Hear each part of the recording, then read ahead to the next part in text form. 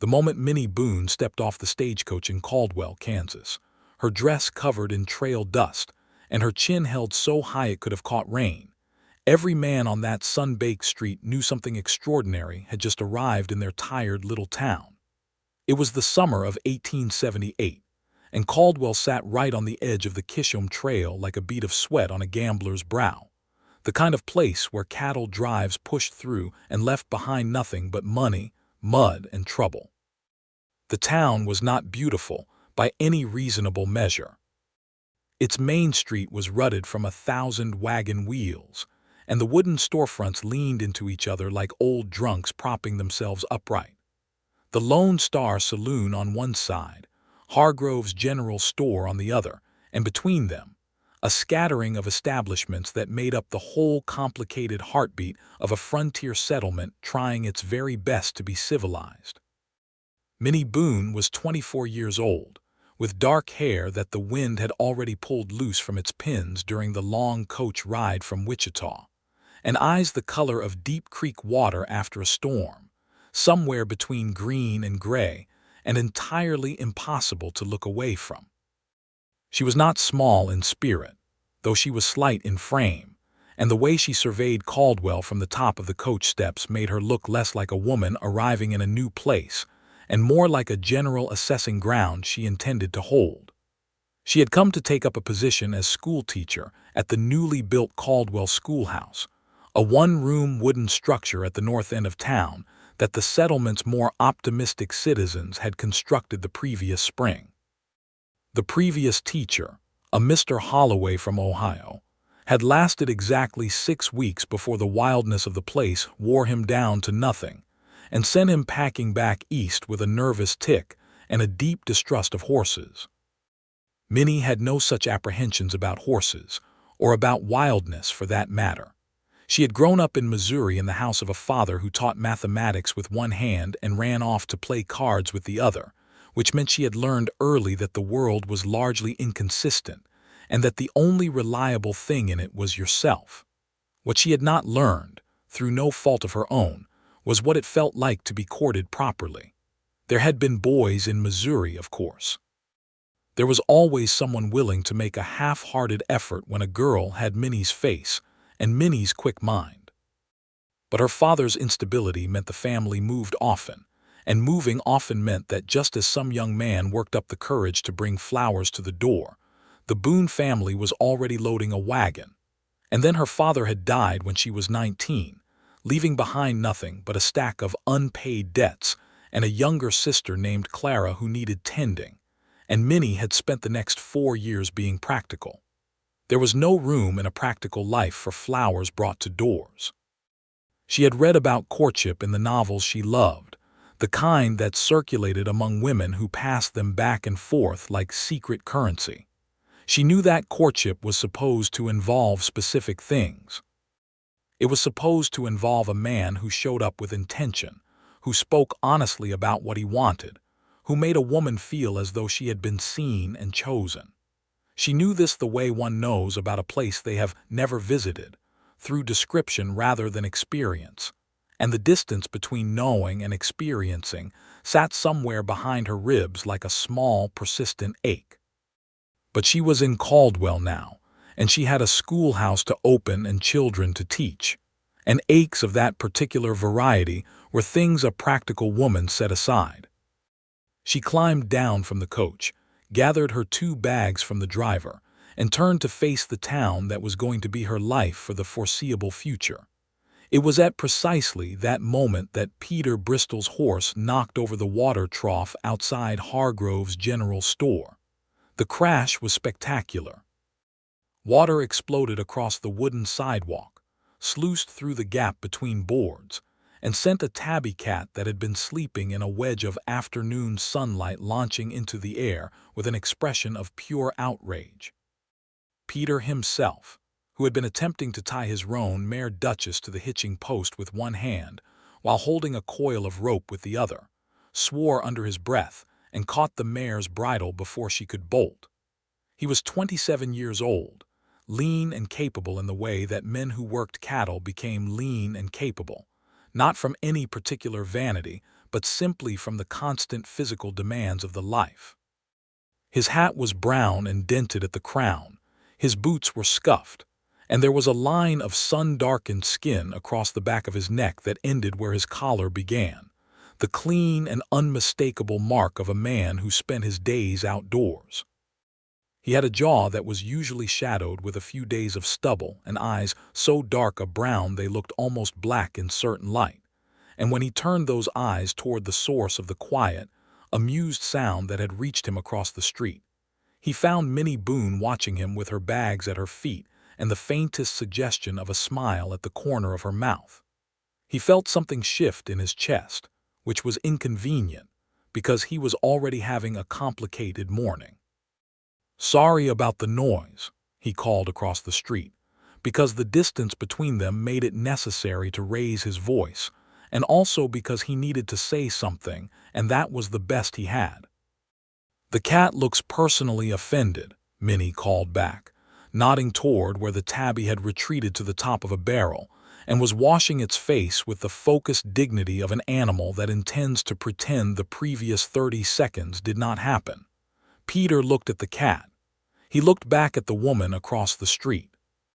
He settled Duchess properly at the hitching post and crossed toward her, which he told himself was simply because he ought to introduce himself as a matter of courtesy, since she was clearly new and Caldwell was the kind of town where newcomers deserved a proper welcome. He told himself this with some conviction. "You just arrive?"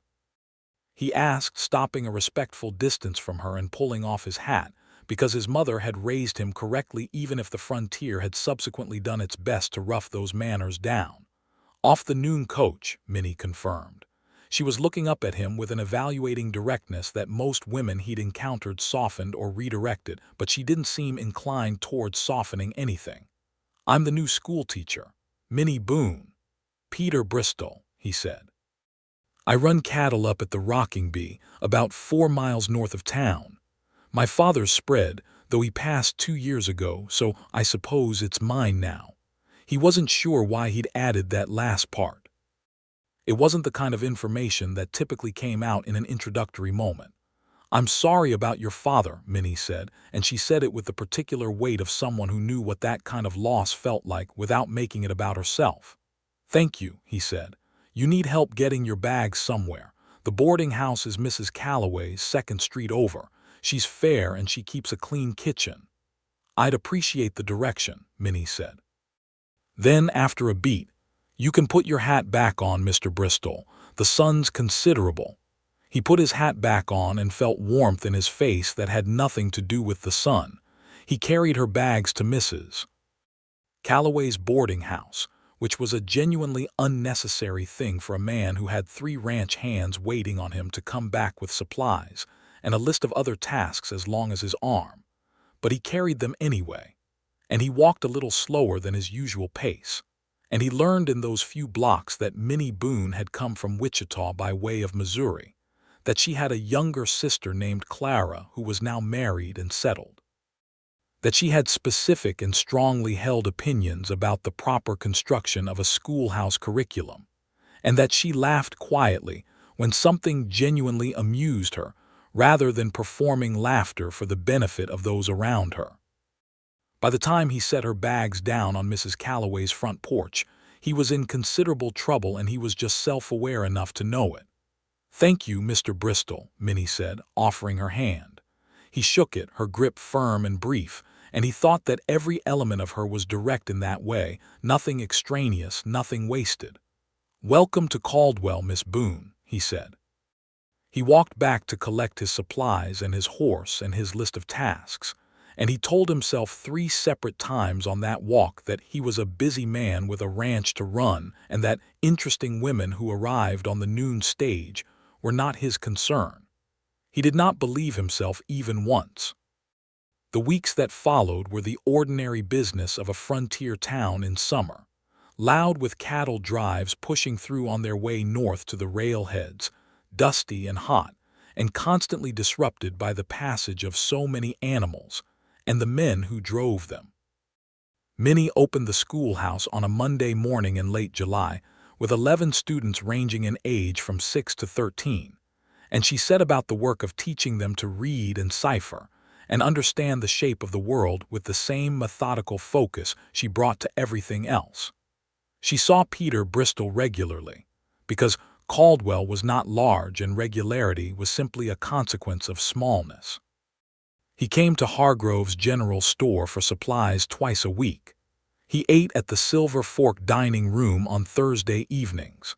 He attended the occasional town meeting in the schoolhouse after hours, sitting in the back on a bench that was too small for him, his long legs stretched awkward and angular into the aisle. They spoke at these encounters, brief conversations about the town and its comings and goings, about the weather and the cattle prices and the territorial news that came in with the newspapers from Wichita. They were careful conversations, she thought, conversations that respected distance. She was not certain whether that distance was his doing or hers, and it bothered her less than it probably should have. What she was beginning to understand about Peter Bristol was that he was a genuinely decent man in a landscape that made decency a daily choice. She heard it from Mrs. Calloway, who mentioned that the Bristols had always been fair to the Mexicans they employed on the ranch, a thing not universally practiced. She heard it from the children in her schoolhouse, who mentioned Mr. Bristol's name in the particular reverent tone that children use for adults they consider trustworthy. She saw it in the way he spoke to his ranch hands when she encountered him in town, and in the way he handled Duchess, and in the small, unremarkable kindnesses he performed without appearing to think much about them. She was also beginning to understand, with some frustration, that she was attracted to him in a way that was not purely intellectual, and that this was a complication she had not budgeted for.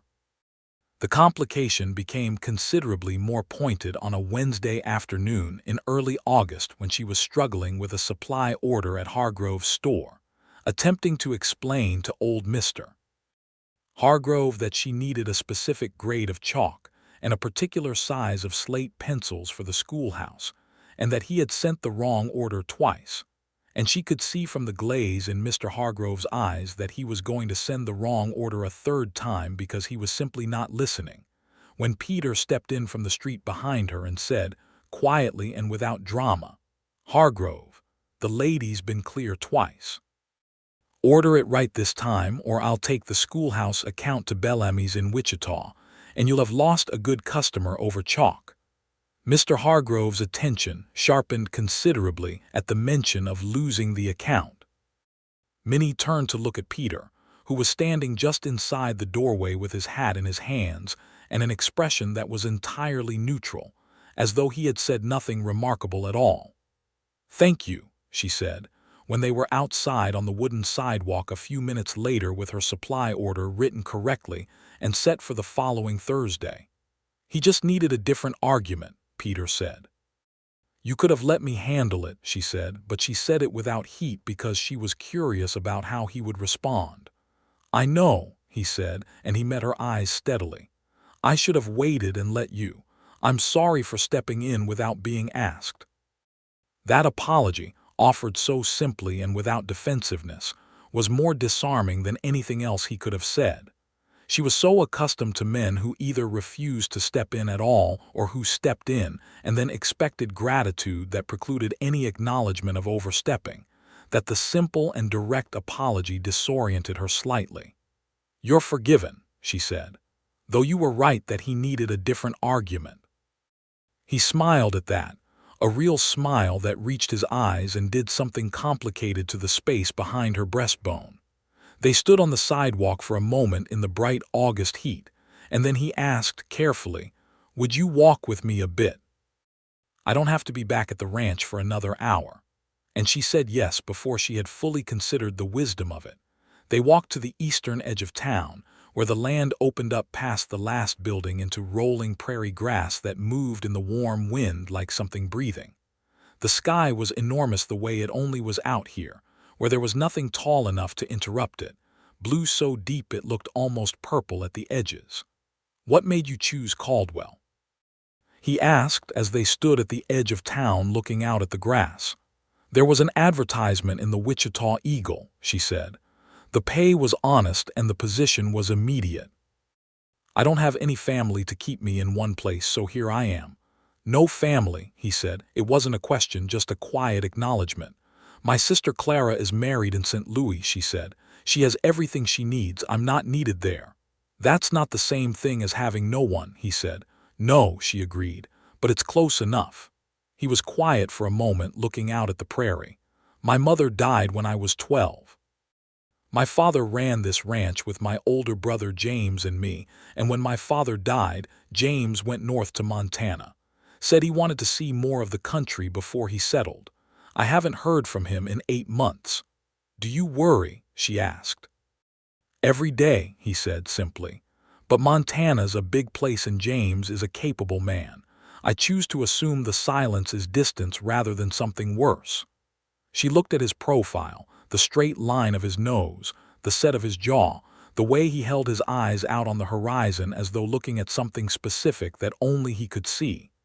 That's a hard thing to choose every day, she said. Most of the important things are, he said, and then he looked at her, and the thing in her chest that she'd been keeping carefully managed did something it was not supposed to do.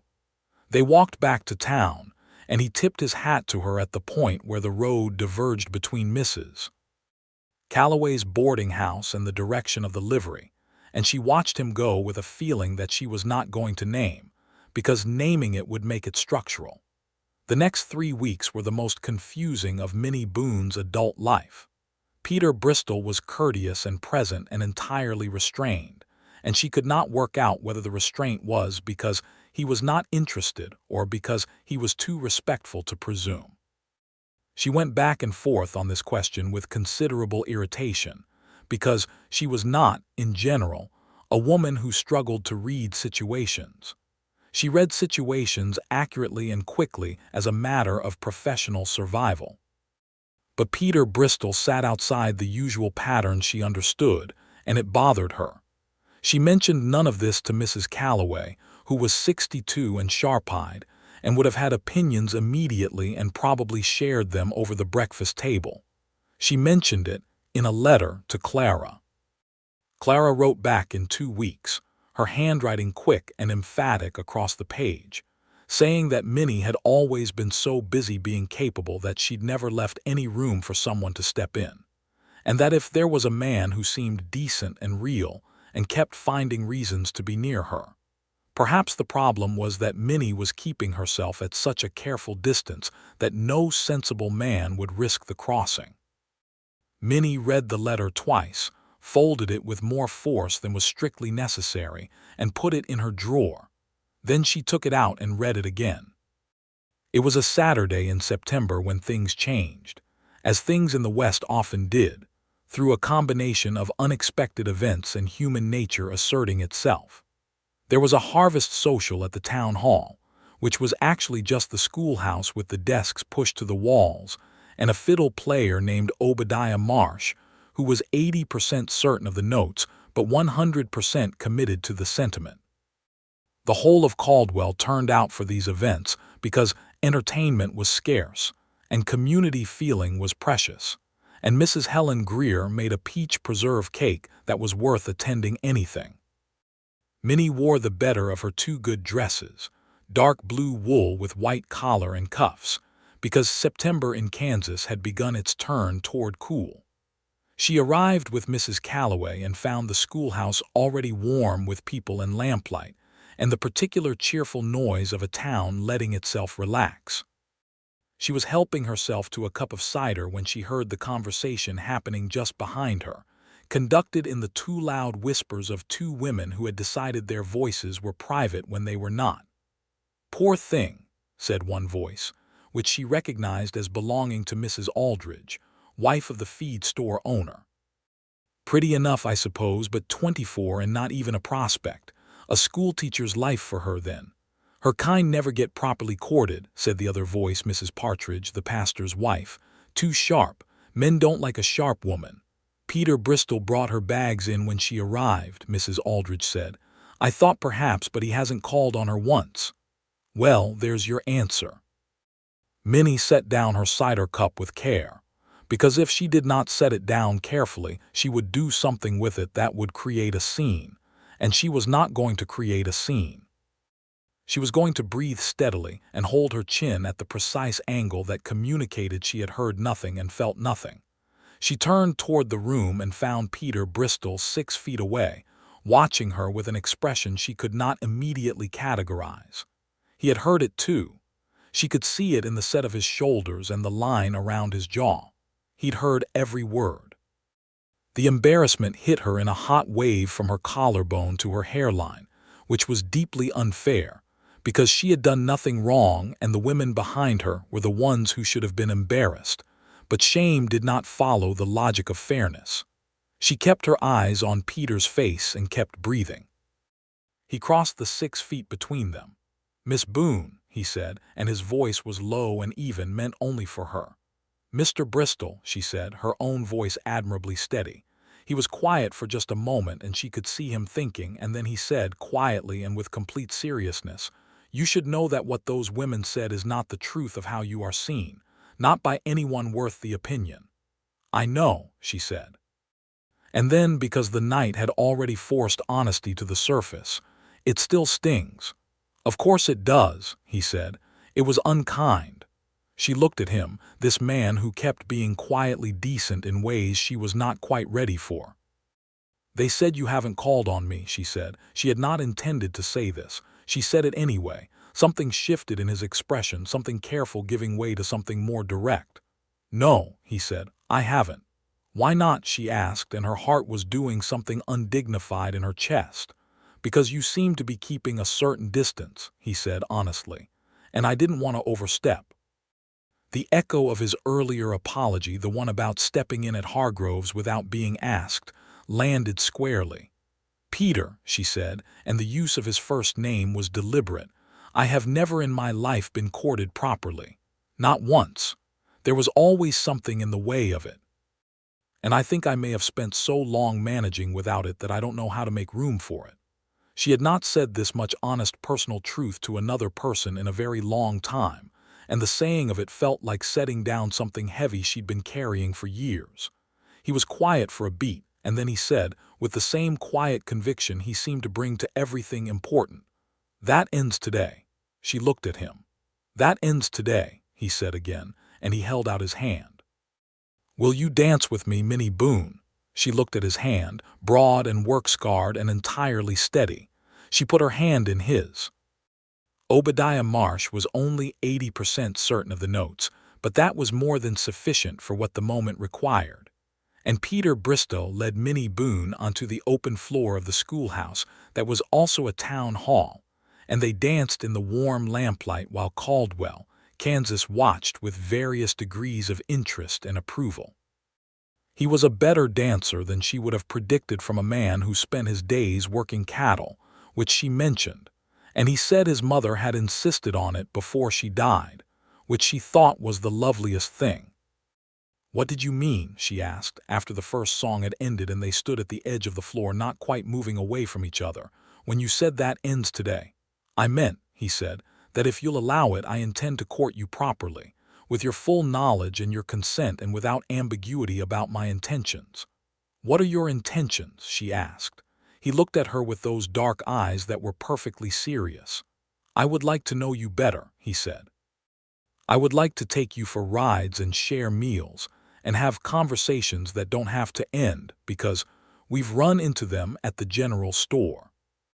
And I would like to see where that goes, with honesty between us about what we're both hoping it might be." "That's a very direct speech," she said. "You're a direct person," he said.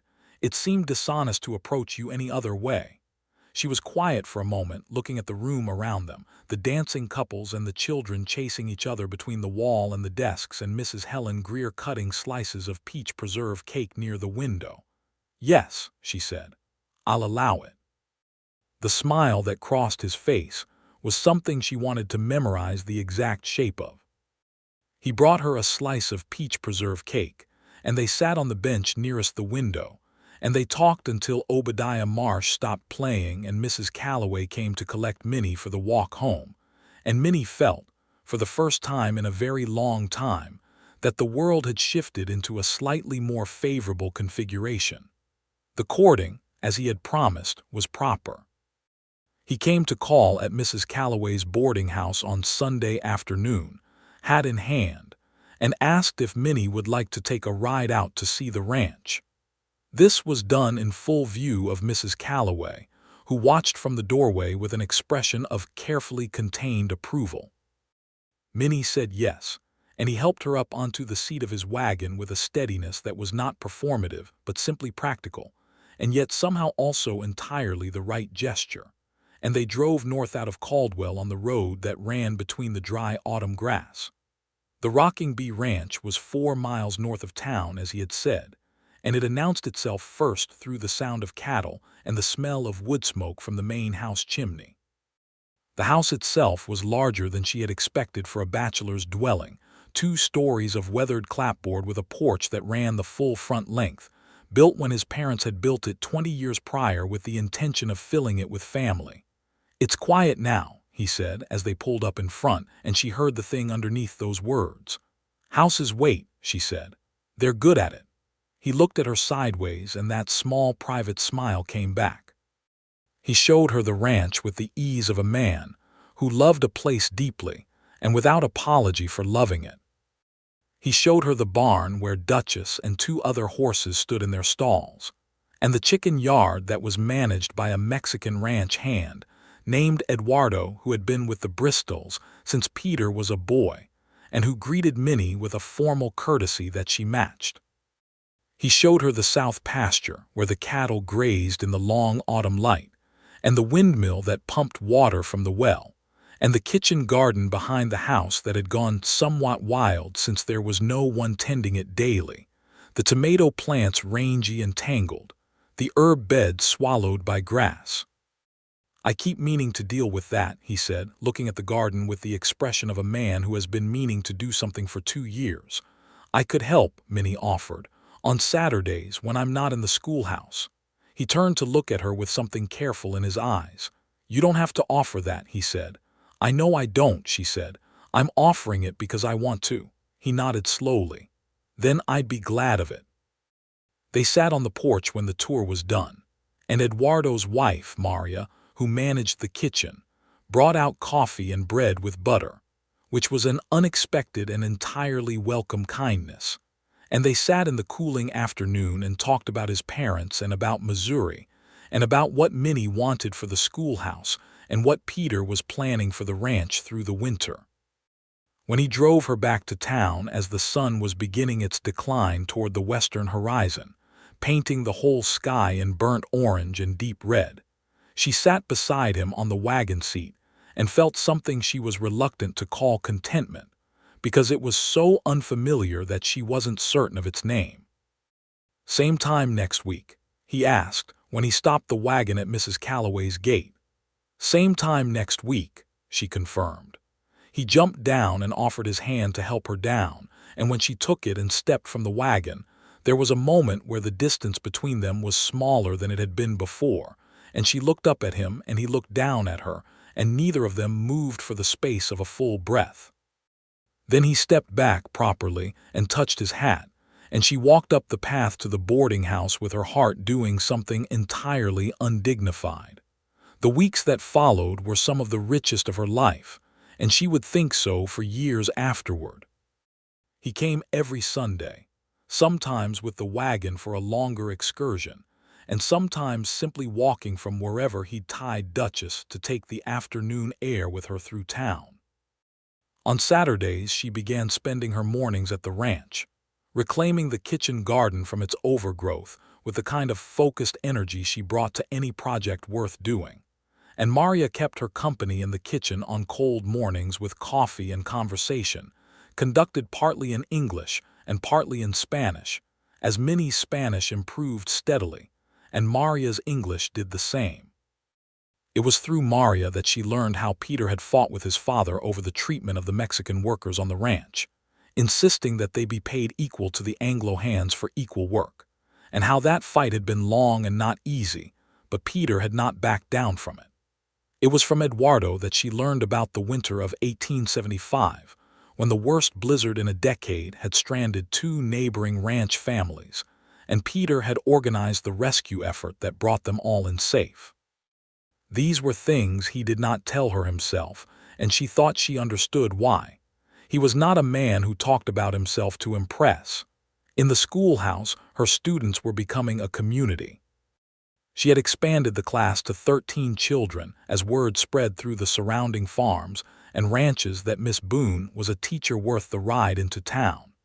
She had begun a reading circle for the adults on Thursday evenings, which brought in a surprising number of ranch hands and shopkeepers, and the occasional farmer who had never had proper schooling, and received this second chance with a seriousness that moved her. Peter came to the reading circle. He sat in the back, which was where he always sat, and he was not the least educated person in the room by any measure, but he came because she had mentioned it, and he wanted to see what she'd made of it. After the second meeting, walking her back to Mrs. Calloway's through the cool October night, he said, "You're extraordinary at this. At teaching," she said. "At making people feel like they deserve what you're offering them," he said. "That old ranch hand, Beckett, the one who sat in the corner, he looked like he expected to be laughed at the whole time. By the end he was reading aloud. You did that." She stopped walking and looked at him in the dark street where the lamplight from the buildings fell in warm patches on the dirt road. "How do you see people so clearly?" she asked. "I grew up watching my father," he said. "He saw what he wanted to see. I decided early that I'd rather see what was actually there." She thought about her own father, the charming inconsistency of him, the way he could love you tremendously and fail you completely in the same motion. "My father was the same," she said. "Though I didn't make the same decision you did, I think I just learned to look harder." "That's the same decision," he said, "just arrived at differently." She looked at him for a long moment in the lamplight, this man who was steadily becoming the most important part of her daily landscape without her having fully authorized it. "Peter," she said. "Yes," he said. "I think I should tell you something." "All right," he said, with the particular calm that she had come to understand was not lack of feeling but control of it. "I'm not accustomed to this," she said. "To someone being consistently present. To someone showing up when they say they will and meaning what they say. I'm aware that this is something most people take for granted, but I don't, and because I don't, I'm finding it somewhat difficult to trust it." He was quiet for a moment, the prairie wind moving through the gaps between buildings with a low sound. "I know," he said. "I've seen it. The way you sometimes go still when I do something ordinary like it surprises you." She had not known he noticed that. "I'm going to keep showing up," he said. "That's all I can tell you. I'll keep showing up until it stops surprising you." She felt something in her chest go quiet and warm in a way that was so unfamiliar she did not have a category for it. "All right," she said softly. He walked her to Mrs. Calloway's door and they stood on the porch for a moment in the cool night, and then he said, "May I call on you Thursday evening? Not the reading circle, just us." "Yes," she said. "I'll bring dinner," he said. "From the Silver Fork. I know you like the chicken pie." She hadn't known he'd been paying enough attention to know what she liked from the Silver Fork. He walked back down the porch steps into the dark street, and she stood at the door until he had gone. And then she let herself in and sat down in the narrow parlor. Mrs. Calloway kept for her boarders and put her hands in her lap and thought about how entirely unexpectedly her life had opened up. Thursday came, and Peter arrived at the boarding house at 6 in the evening with chicken pie from the Silver Fork in a covered basket, and a jar of Mrs. Maria's tamales wrapped in cloth, and a small bunch of late-season marigolds from the garden that Minnie had been helping to restore, orange and yellow against the October grayness, the last flowers before the hard freeze came. He handed her the marigolds and she looked at them for a moment with more feeling than was perhaps proportionate to flowers. "I remembered you said you liked them," he said, "when we were working in the garden that first Saturday." She had said that, in a passing comment about what she'd want to plant come spring. She had not thought he was particularly listening. "Thank you," she said, and her voice was not quite as steady as she would have wished. Mrs. Calloway, who was a woman of remarkable discretion when discretion was called for, had set the small dining room for two, and then announced she was going to spend the evening at her friend Mrs. Patterson's house and would be back at 9, which was 3 hours of entirely respectable and entirely private time, which was as much as propriety allowed, and Mrs. Calloway had clearly considered this with some thoroughness. They ate together in the warm light of the dining room, the wind pressing against the window from outside, and the dinner was good, and the conversation was better, ranging from the Kansas territorial politics to the question of whether Edgar Allan Poe or Mark Twain would outlast the century, a debate that grew so animated that Minnie knocked her elbow against her water glass, and Peter caught it before it toppled, his hand closing over the glass and incidentally over her hand. And for a moment they were both very still. He set the glass carefully upright. Neither of them mentioned what had just happened. But the evening had changed somehow, grown warmer and more present, and when they were done eating and sitting with their coffee by the small parlor fire, the conversation slowed to something quieter and more personal. He told her about the night his father died, and she told him about the years after her father died when she was 19 and had to figure out how to be the responsible one. He told her about the loneliness of running the ranch alone, and she told him about the specific loneliness of being the smartest person in the room in a way that people found intimidating rather than useful. "No one finds you intimidating," he said. "You don't," she said. "Most men do." "Most men are afraid of people who are more capable than they are," he said. "It says nothing about you and everything about them." "You're not afraid of it," she observed. "I think capable people are a gift," he said simply. "Why would I be afraid of a gift?" She looked at him, this quiet and entirely steady man who had appeared in her life by the mechanism of a knocked-over water trough, and felt the thing in her chest that she had been carefully not naming settle into a shape she recognized. "I think I am falling in love with you," she said. She had not planned to say it. It came out of the same honest place the other difficult things came from, the place that bypassed strategy and went directly to truth. Peter set down his coffee cup very deliberately. "Minnie," he said. "You don't have to say anything," she said, because the words had barely cleared her mouth before the vulnerability of them hit her, and she would take them back if she could. "I know it's early. I know we've only been courting since September. Minnie," he said again, and reached across the small space between their chairs and took her hand. "I have been in love with you since the afternoon I watched you survey Caldwell from the top of the stagecoach steps like you were deciding whether to conquer it or simply manage it into better behavior." She laughed, startled, and the laughter broke the tension like light through a shutter. "That was the first day," she said. "Yes," he said. "It was." He was holding her hand with both of his now, and she looked down at the joined hands and felt something settle in her that had been unsettled her whole life. "Well," she said with dignity, "that does seem like useful information." He laughed, genuinely and freely, and it was the best sound she had heard in a very long time. He did not kiss her that evening, which was correct and also maddening, but he stood on Mrs. Calloway's porch on the way out and held her hand for an extra moment and looked at her with everything visible in his face, nothing managed down, and said, "I'll call Sunday as usual." "Sunday as usual," she confirmed, and he walked off into the October night, and she went inside and stood in the middle of Mrs. Calloway's parlor and pressed her hands to her warm cheeks and told herself firmly that she was being completely sensible. She was not being completely sensible. She was in love with a cowboy in Kansas, and it was the least sensible thing she had ever done, and she did not regret it for a single moment.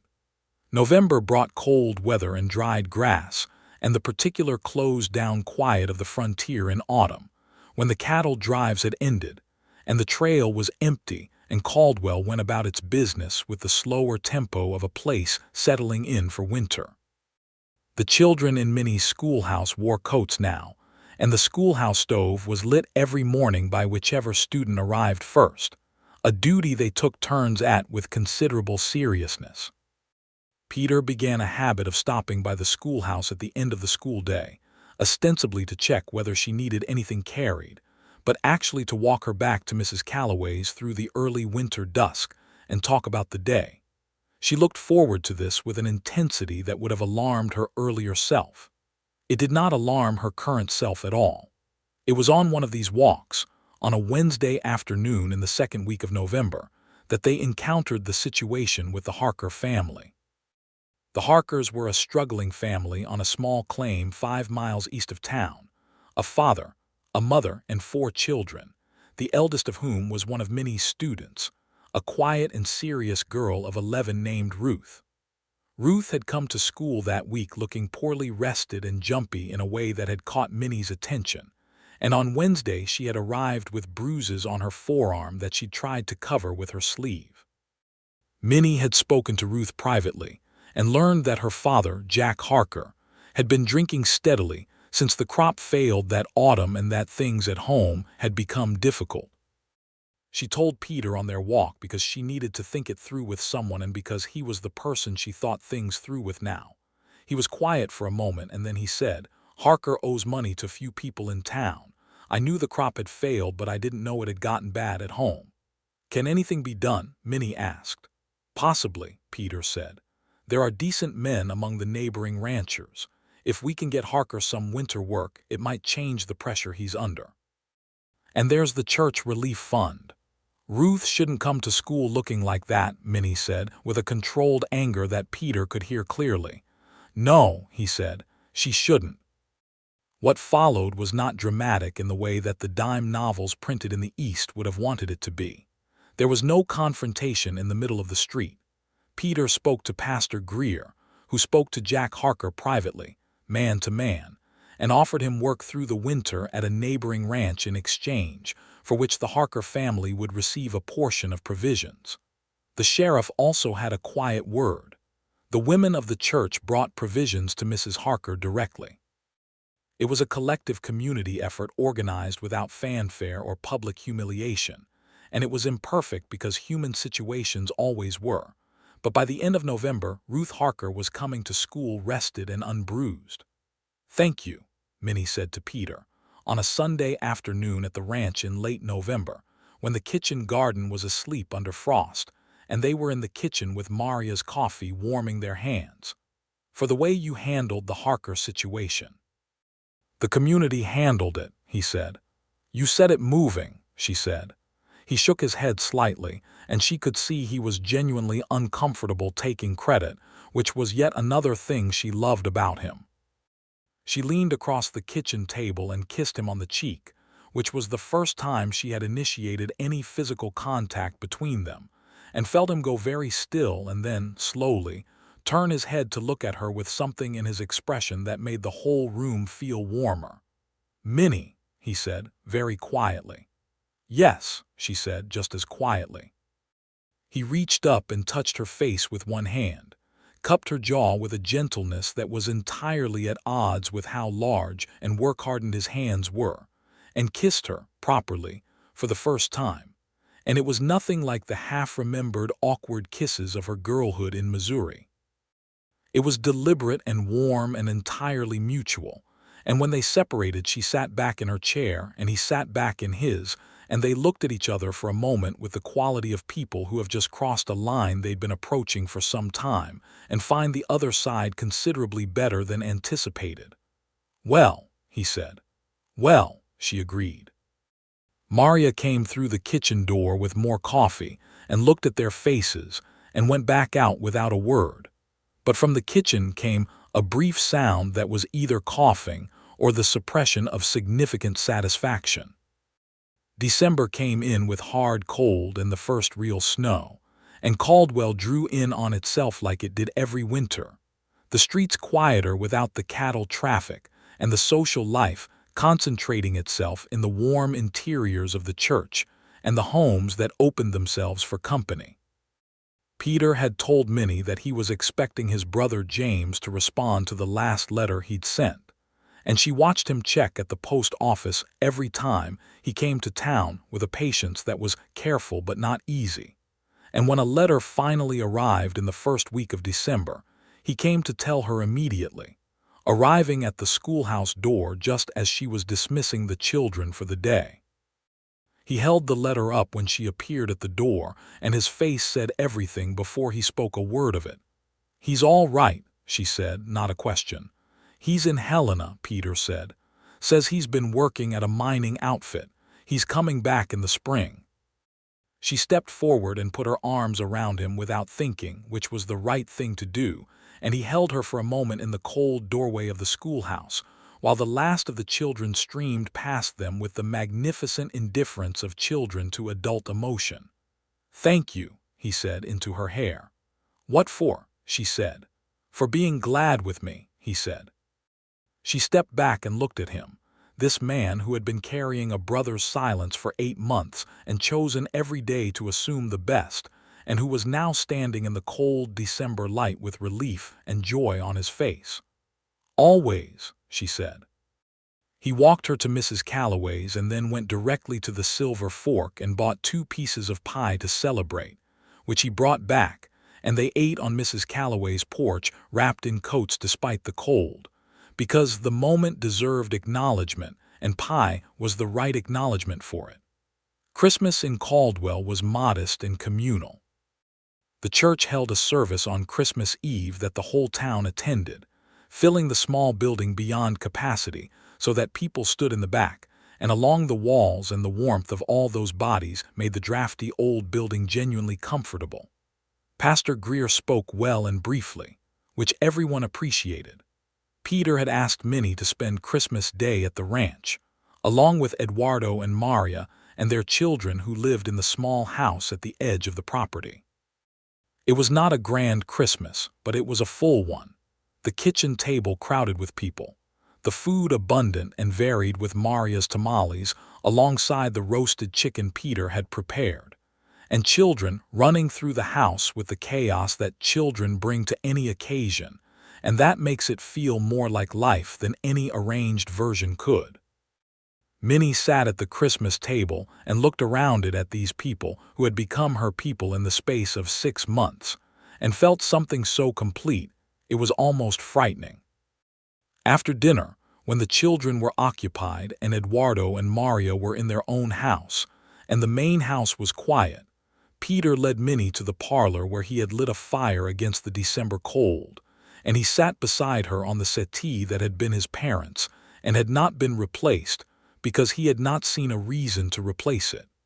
He took a small package from the mantelpiece and held it out to her.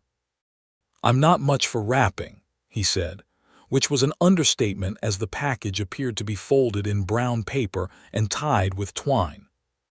She opened it with care and found inside a small book, a slim volume of Elizabeth Barrett Browning's poetry, its cover worn in the way of a book that had been handled and loved, but the interior pages still clean and clear. "It was my mother's," he said. "She would have wanted it to go to someone who would read it." Minnie held the book carefully, feeling the weight of what it meant that he was giving her this. "Peter," she said, "I know we haven't been courting long by the usual measure," he said. "But I also know that I've never been more certain of a thing in my life than I am of you. I'm not asking anything tonight that you're not ready to say yes to, but I wanted you to have the book. Because you should know that I'm thinking about a future." She looked at the book in her hands and then at him. "I'm thinking about a future too," she said, in case that was unclear. "It was becoming clear," he said, and the smile that she had memorized the exact shape of came back fully. She put her hand on his, and he turned his palm up to hold it, and they sat by the fire in the house that had been built to hold a family, and that was waiting patiently to do so again, and the winter wind pressed against the windows and found no purchase. January arrived with the deep cold that Kansas winters could bring, a cold that settled into the ground and stayed, and life in Caldwell reorganized itself around the practical management of it. Minnie kept the schoolhouse fire burning and the lessons going, because children needed constancy more than ever in the difficult months, and her Thursday evening reading circle continued in the back room of the general store, where there was a wood stove that Mr. Hargrove had become considerably more generous with since the incident about the chalk. Peter came to town more frequently in January, which he explained was because the ranch work was slower in winter, but which she suspected was also because he was finding reasons. And she found this entirely agreeable.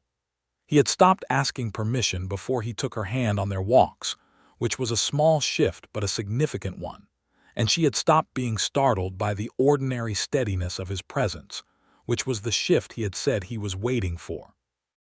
On a Sunday afternoon in late January, sitting in the parlor of the ranch house with the snow making the world outside the windows white and quiet, he said, "I wrote to James about you." "Did you?" she said. "I told him I'd found someone," he said, "that I was hoping she'd consider marrying me if I asked her at the right moment." Minnie set down her coffee cup with great care. "Peter, I know it's January," he said. "I know we said spring when James gets back. But I find I've been ready since November and I've been trying to figure out the right time, and I've just realized there isn't a more right time than right now, this particular afternoon, with you sitting in that chair and the snow outside." She looked at him, this man who had shown up on a Sunday afternoon every week since September without fail, who had noticed what she ordered at the Silver Fork and what flowers she liked, and what the hardest parts of her history had done to her capacity to trust, who had apologized without defensiveness for overstepping at a general store and meant it, who had set aside his own grief to sit with her in a schoolhouse doorway, who had given her his mother's book of poetry. "Are you asking me?" She said, "I'm asking you," he said. He reached into the pocket of his coat where it was folded over the back of his chair and brought out a ring, a simple band of gold with a small garnet stone set in it, dark red as something alive. "This was my mother's as well. I'd be glad to replace it with something from the jeweler in Wichita if you prefer something different, but I wanted you to see it." "I don't want something different," she said. He stood and came across the room and went down on one knee in front of her chair with the directness that characterized everything he did. "Minnie Boone," he said, "you are the most remarkable person I have ever had the good fortune to encounter, and I would like very much to spend the rest of my life in your company. Will you marry me?" She looked at him for a moment that stretched like warm taffy, holding every detail of it, his dark eyes and the snow outside and the fire behind him and the ring in his hand and the particular quality of the afternoon light, and then she said, "Yes, absolutely yes." He put the ring on her finger and then stood, and she stood, and he held her face in his hands and kissed her with the particular feeling of something that had been hoped for and worked for and was now, finally, real. They told Mrs. Calloway first, because she was standing on her porch when Peter drove Minnie back that evening, and she took one look at Minnie's face and the ring on her hand and said, "Thank God, I was beginning to think you'd both be cautious right past each other," which was not entirely fair but was not entirely wrong either. They told Maria and Eduardo the next day, and Maria, who had been cooking and watching these two come toward each other for months with the patience of a woman who had seen many things, simply said, "Yes, good," and went back to her bread. They wrote to James in Helena, and James wrote back within a month saying he was happy for his brother, and that he would be there for the wedding, and he was. They planned the wedding for April, after the worst of the mud season, but before the cattle drives began in earnest and Peter's time became complicated by the trail work. Minnie had been managing and planning things her whole life, and she managed and planned this wedding with the same efficiency she brought to everything. And when she mentioned feeling slightly guilty about how little she was actually agonizing over the details compared to what the bridal magazines that circulated through the boarding house suggested she should be, Peter said, "Efficiency is a gift, Minnie. It's not a flaw." "Clara thinks I should have more feelings about the centerpieces," Minnie said. "Clara is welcome to have feelings about the centerpieces," Peter said. "You can have feelings about whatever part of this you're actually feeling feelings about." "I'm feeling a great many feelings about marrying you," she said. "That's the important part," he said. Clara came from St. Louis for the wedding, arriving on the stage from Wichita with her husband Daniel and their 9-month-old son Thomas, who was a very large and cheerful baby with Clara's dark eyes and Daniel's unfortunate tendency to drool on everything. Minnie held Thomas on Mrs. Calloway's porch and felt the particular warmth of holding her nephew for the first time, and Clara stood beside her and said quietly, "You look happy, Minnie." "I am," Minnie said. "Really happy," Clara said with some wonder. "Not just managing." "Not just managing," Minnie confirmed. Clara looked at her for a moment and her eyes filled, which they did easily since the birth of Thomas. "Good," she said firmly. "Good." James Bristol arrived from Helena 3 days before the wedding, taller than Peter and lighter in coloring with their mother's blue eyes, a man who had spent a year in Montana mining camps and come back with a leaner jaw and a great deal of stories that he told at the dinner table with the practiced ease of a natural storyteller. Minnie liked him immediately, and liked even more the way he and Peter fell back into each other's company with the ease of brothers who hadn't needed to be taught how.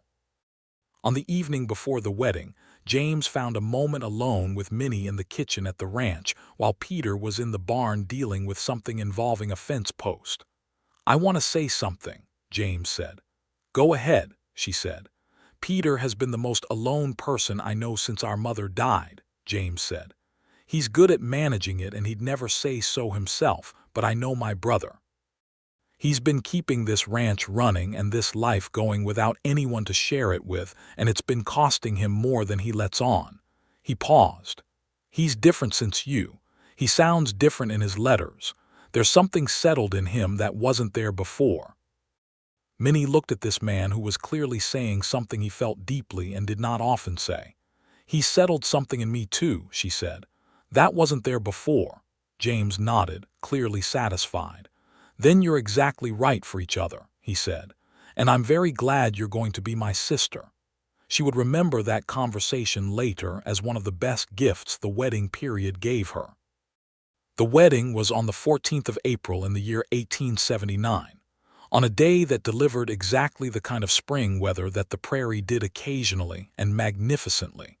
Blue sky with high white clouds and a wind that was cool without being cold, and the grass coming in new and green after the winter. Pastor Greer performed the ceremony in the church, which was full to the same capacity as the Christmas Eve service, because Caldwell was a town that understood the significance of events and showed up accordingly. Minnie wore her best dress, the dark blue wool, which Mrs. Calloway had helped her modify with new lace at the collar and cuffs so that it was, in fact, a wedding dress of a very practical kind, and she wore the marigolds that Eduardo had somehow managed to coax into early bloom in a sheltered corner of the kitchen garden, orange and yellow against the blue.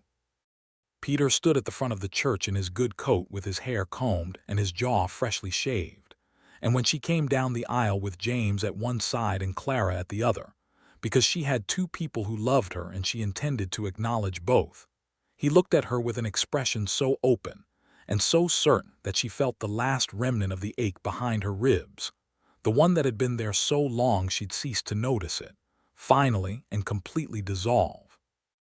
They said their vows to each other with the directness that both of them brought to everything that mattered, and when Pastor Greer pronounced them married and Peter kissed his wife for the first time as her husband, the church made a sound of collective warmth that neither of them would ever entirely forget. The reception was in the schoolhouse with the desks pushed back again, and Obadiah Marsh played the fiddle, considerably more certain of the notes than the first time they had danced to him, or perhaps they were simply less attentive to accuracy and more interested in the dancing, which was vigorous and joyful and lasted until well past a reasonable hour by the standards of a frontier town with cattle to tend in the morning. Clara cried at the appropriate moments and at several inappropriate ones. James told 3 stories at the dinner table, and all 3 were excellent. Maria brought tamales, and Eduardo brought a bottle of something he had been saving for an occasion, and Mrs. Calloway danced with Pastor Greer with an energy that was the surprise of the evening. And Minnie Boone, who was now Minnie Bristol, danced with her husband in the schoolhouse she had come to Caldwell to run, and looked at him over the press of celebrating friends and neighbors, and thought about the afternoon she had stepped off a stagecoach with 2 bags, and the intention of being practical, and how entirely, wonderfully, impractically glad she was that a man had knocked over a water trough at exactly the right moment. They moved Minnie's things to the ranch the following week, and the house that had been waiting accepted her the way places do when the right person finally comes to them, easily and completely.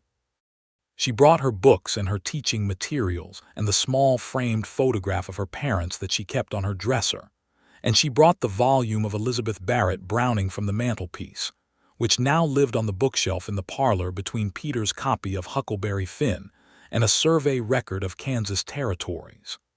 The kitchen garden came back beautifully that spring, because Minnie turned her full organizational attention to it, and it had no choice but to comply.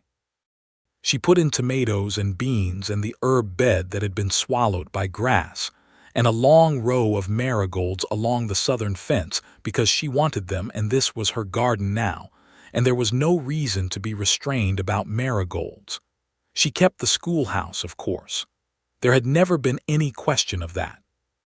She rode into town on the wagon every morning with Peter, who was going in to collect supplies or attend to ranch business, and he picked her up in the afternoon on the days his schedule allowed, and she rode the Hargrove livery horse on the days it didn't.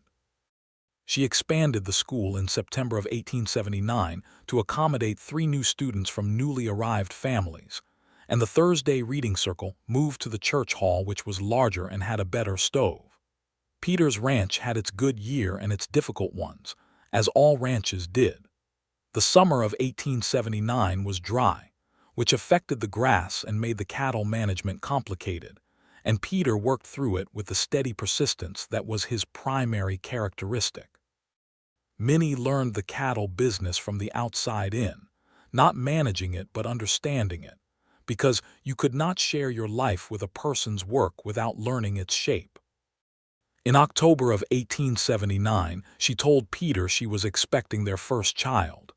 He was in the barn when she found him, doing something with a saddle that needed mending, and he turned when she called his name, and she told him directly, because she had never found an indirect way to say anything important. He set down the saddle. He came across the barn floor. He took her face in his hands and looked at her with an expression so full of everything that she thought the barn itself might not contain it. "Minnie," he said. "Yes," she said. "We're going to have a baby," he said, as though testing the reality of the words. "In the spring," she confirmed. "Around April, I believe." He kissed her forehead and held her against his chest in the way that she had learned he did when something was big enough that words were inadequate. And she stood in the quiet of the barn with her arms around him, and listened to his heartbeat, and felt the solidity of the world around her, the solid fact of this life she had built here on the Kansas prairie. She told Maria that same afternoon, and Maria clasped her hands and said something rapid in Spanish that Minnie's improving comprehension translated as a blessing, and then immediately began planning what she would teach Minnie about caring for a newborn. She wrote to Clara that evening, and Clara's reply came back in 2 weeks effusive and excited, and containing a great deal of practical advice delivered with Clara's characteristic mixture of affection and conviction. James was still in Helena, but wrote back to Peter's letter with great joy, saying he was beginning to think seriously about coming back to Kansas, and that a nephew or niece might be the thing that settled it. Peter was a different kind of careful that winter, attentive without hovering, checking in without managing, which was exactly the calibration she needed. He brought the wagon around for her without being asked on mornings when he could see she was not at her best, and on the evenings when the pregnancy made her uncomfortable and sleep difficult he sat up with her in the parlor and read aloud while she arranged herself in the settee with the buffalo robe pulled over her knees. He read Elizabeth Barrett Browning sometimes, which she had not asked for but which felt right, his voice moving through the sonnets with the same quiet steadiness he brought to everything. "How do I love thee? Let me count the ways," he read one evening, and she looked at him from across the parlor with the lamplight on him and the winter dark outside the window, and thought about all the ordinary ways she had counted in the months of their marriage. The ways that were specific to Peter Bristol and not available in any poem or novel because they were too particular for general use. The way he always checked the stove before bed even when she had already checked it. The way he left her the last of the coffee without comment. The way he asked about her students by name. The way he still touched her face sometimes with a tenderness that registered in her whole body. "I love thee with the breath, smiles, tears of all my life," he finished, and looked up at her over the page. "I know," she said, and she did. The baby came in the 3rd week of April, a boy, born during a spring rainstorm that drummed on the ranch house roof and made the world outside entirely wet and new, delivered by Dr. Farron from town, and attended by Maria and Mrs. Calloway, who had driven out in the rain because Minnie was her girl, and nothing as inconvenient as weather was going to keep her away. He was healthy and loud about it from the first moment, with a great deal of dark hair and eyes that were too new to have settled into a color yet, and Peter held him with the particular care of a man who has never held something so important and is aware of every ounce of the responsibility. "He's enormous," Minnie said from the bed, with an exhaustion that was also the deepest satisfaction she had ever felt. "He's perfect," Peter said, without taking his eyes off the baby. "What do we call him?" she asked. They had discussed names, of course, but had agreed to wait until they saw the child, which was a thing that Minnie had initially found impractical, and had then agreed to when Peter said that names should fit the person and you couldn't fit a name to someone you hadn't met. Peter looked at his son for a long moment. "Thomas," he said, "after your father." His eyes came up to her. "I know he was complicated, but he was still your father." Minnie felt the complicated warmth of that, the acknowledgement of a difficult love, and thought that she had married a man who understood things without being told. "Thomas," she said. "Yes."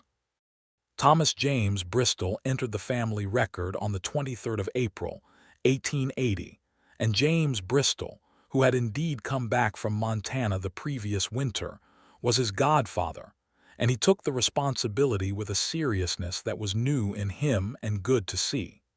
Life on the Rocking be expanded with Thomas.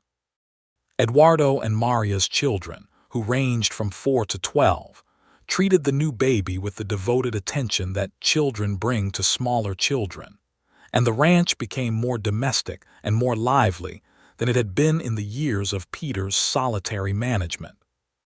Minnie continued teaching, because the school needed her and she needed the school, and because her students deserved continuity. She found a rhythm that worked, rising early with Thomas, teaching through the day with Maria managing the household, returning in the afternoon to the ranch and the garden and the particular complicated joy of a life that had more in it than she had known how to ask for. The reading circle in the church hall continued and grew, and by the autumn of 1880 it had acquired a small lending library of books donated by various community members, housed in a donated cabinet in the corner, and managed by Minnie with the same organizational attention she gave everything. Mrs. Partridge, the pastor's wife, who had made the unkind remark at the harvest social 2 years prior, came to the reading circle in November of 1880 and sat in the back row with the particular quietness of a woman who is aware she owes something. Minnie did not mention the remark. She simply welcomed Mrs. Partridge as she welcomed everyone, with the same warmth and the same invitation to participate, and by the end of the evening Mrs. Partridge had read aloud from a chapter of a geography book with something like shy pleasure. After that, Mrs. Partridge came regularly, and she never made another unkind remark about any woman in Caldwell, which was perhaps not a large thing in the scale of the world, but was not nothing either. Clara visited in the summer of 1881, this time with Daniel and a 3-year-old Thomas I who walked with great authority and spoke constantly, and an infant daughter she had named Minnie, which made Minnie Bristol press her lips together and blink several times before she could speak. "You named her after me," Minnie said, in the kitchen of the ranch house, holding her niece while Maria put coffee on, and Clara sat at the table with the boneless relief of a woman who has been traveling with two small children and has finally arrived somewhere safe. "You're the best person I know," Clara said simply. "I want my daughter to have your name." The two Thomas children circled each other with the immediate intense interest of toddlers who have found a contemporary, and Maria's youngest daughter Lucia settled herself on the floor between them as a moderating presence, which was necessary because both Thomas children had strong opinions about the same wooden horse. James Bristol, who was back in Caldwell permanently now and building his own house on land he'd purchased north of the ranch, came for dinner that evening, and the table held Peter and Minnie and James and Clara and Daniel, and the assorted children with their noise and their appetites, and their magnificent indifference to conversation they could not participate in. And it was the kind of evening that was too full and slightly chaotic, and would be remembered for the rest of everyone's lives as one of the good ones. After dinner, after Clara and Daniel had taken the children to bed in the rooms Minnie had prepared, after James had walked home in the late summer dark, after Maria and Eduardo had gone to their house at the edge of the property, Peter and Minnie sat on the porch in the warm night with Thomas asleep between them on the wide porch swing they had added in the spring, his small fist curled on the blanket beside his face. The stars were enormous over the Kansas prairie the way they always were in the summer, more stars than the sky seemed large enough to hold. "I've been thinking," Peter said. "About what?" she asked. "About whether you're happy," he said, and she heard in his voice that it was a real question, not a rhetorical one. She looked out at the dark prairie, the grass moving in the night breeze, the windmill turning slowly against the starfield. "I'm happy," she said. "I want you to know that I mean it the full way, not managed contentment, not making the best of things, actually happy in a way I did not know was available to me." He reached across Thomas's sleeping form and took her hand. "Good," he said. "That's everything I wanted." "What about you?" she asked, because she asked him the question she wanted him to ask her, because fair exchange was how a marriage worked. "I'm happy," he said. "And grateful every single day." They sat on the porch in the warm night with their son sleeping between them and the stars overhead and the prairie all around them. And Minnie thought about the afternoon 2 years prior when she had stepped off a stagecoach in a town she didn't know and a man had knocked over a water trough, and the chain of small and large things that had followed, the walk to the boarding house, the harvest social, the marigolds, the ring that had been his mother's and was now hers, this porch, this child, this man beside her. She had told him, on that October night outside the reading circle, that she had never been courted properly. Not once. That there had always been something in the way, and he had said, without drama or performance, with the simple directness that was the whole of who he was, "That ends today." He had meant it. He had meant every word of it, and he had proved it in every subsequent day, in the ordinary consistent ways that do not make for dime novel drama but make for a life. He had shown up when he said he would. He had said what he meant. He had seen her, the real her, the sharp, capable, sometimes lonely person who was trying to be practical about longing, and he had chosen her without reservation or qualification.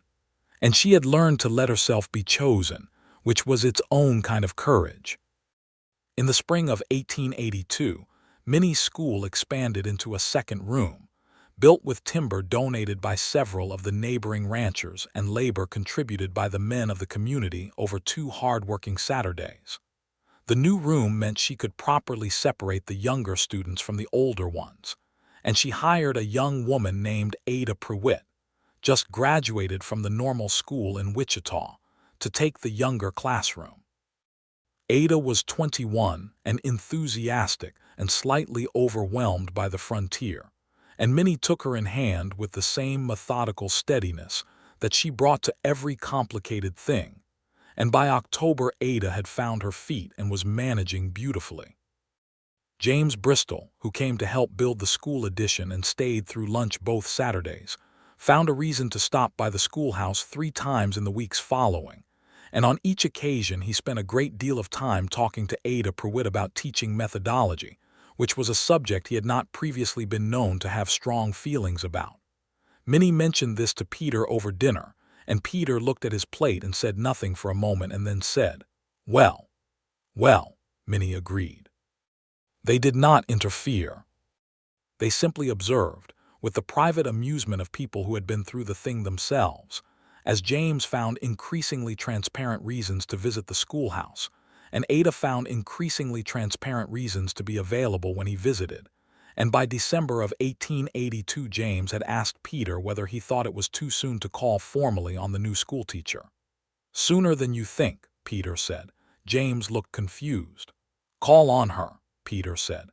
"Be direct about your intentions. Don't make her wonder." James took this advice and called on Ada Pruitt formally the following Sunday, and she said yes, she'd be glad of his company, and by the following April they were engaged. Minnie was the first person James told, coming to the ranch on a Sunday afternoon still flushed with the reality of it. "Ada said yes," he said, at the kitchen door. Minnie dried her hands on her apron and said, "James Bristol, I have never been more pleasantly unsurprised in my life," and hugged him. It was a good year. The second good year following a pattern of years that had their difficulties and their challenges. The drought of 1880, the difficult winter of 1881, the ongoing complications of a frontier territory working its way toward statehood, and all the legal and practical upheaval that involved. But that held within them a sustaining warmth that made the difficulties manageable. She thought sometimes about the injustices she witnessed in this place, because they were real and present, and she would not pretend otherwise. The Mexicans who worked the ranches and were paid fairly at the Rocking Bee but not always elsewhere.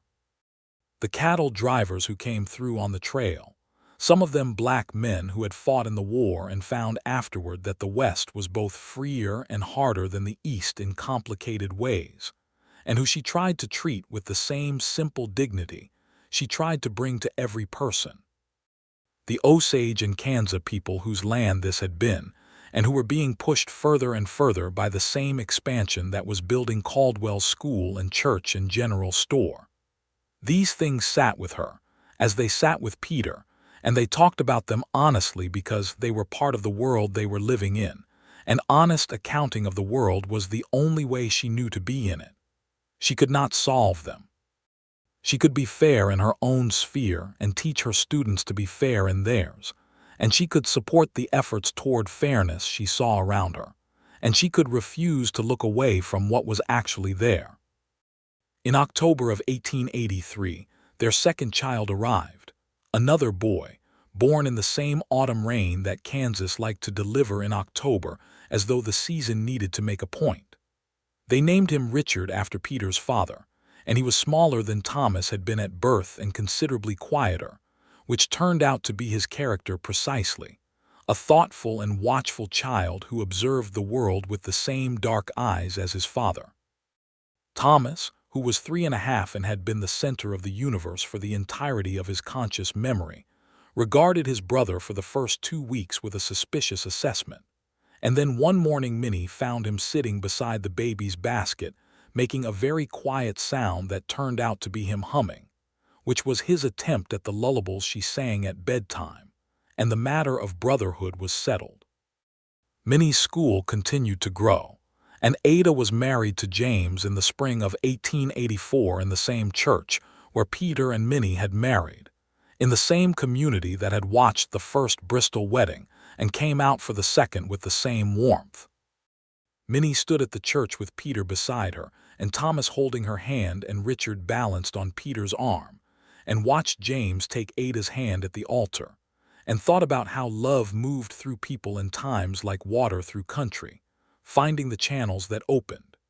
In the summer of 1885, Peter received a letter from a land office in Wichita about a parcel adjacent to the Rocking Bee that was coming available. He spread the papers on the kitchen table and Minnie sat across from him, and they looked at the survey together and discussed it the way they discussed everything, practically and honestly, what the cost was, what the benefit was, what it meant for the ranch's future. They bought the land.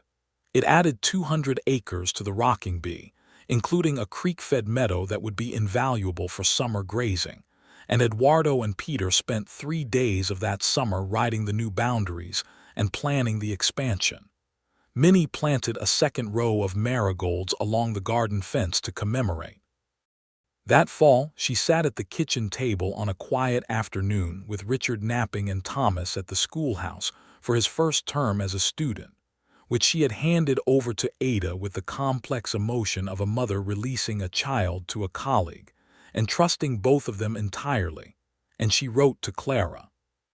She wrote about the new land and the boys and James and Ada and the school and the reading circle and all the ordinary and extraordinary texture of the life she was living. And at the end she wrote, "I want you to know that I am not just managing. I know you asked, the summer you visited. I am living, properly living, Clara, in a way I did not know I was allowed to want. Peter has given me that not by giving me things, though he has been generous, but by showing me every day in the most ordinary ways what it looks like when someone truly means it. I did not know what that was when I came to Caldwell. I know it now." She sealed the letter and gave it to Peter to post in the morning, and he looked at the envelope with her sister's name on it and something warm in his eyes and said, "Something important." "Just the truth," she said. "Best thing to write," he said. He kissed her on the top of her head and went to put the letter with his own for tomorrow, and she sat in the kitchen with the afternoon light coming through the window. She had planted the herb bed under, the sage and rosemary growing in the September warmth, and listened to the ranch around her, the sound of the cattle and the windmill and the distant sound of Eduardo singing to himself in the barn, and felt the substance of her life all around her, solid and full and genuinely, blessedly, impractically hers. In the evenings now, when the boys were in bed and the ranch had gone quiet, she and Peter sat together in the parlor the way they had sat the first winter of their marriage, sometimes reading and sometimes talking, and sometimes simply comfortable in the silence that two people build between them when they have been honest with each other for long enough that the silence is also honest. He still touched her face sometimes with that tenderness that caught her every time, because some things did not lose their effect with repetition. They simply became part of the fabric of the ordinary and were richer for it. She thought about the evening of the harvest social when she had stood with a cup of cider and heard two women say that her kind never got properly courted, and felt the hot wave of shame that had not been hers to feel. And she thought about the 6 feet of distance between her and Peter in that lamplight and what he had said. That ends today. It had ended that day. The absence of it had ended, and something else had begun, something she had not known how to ask for and would not have believed if she had, that a person could simply decide to begin with honesty and intention and show up consistently, and have that be enough, have that be everything.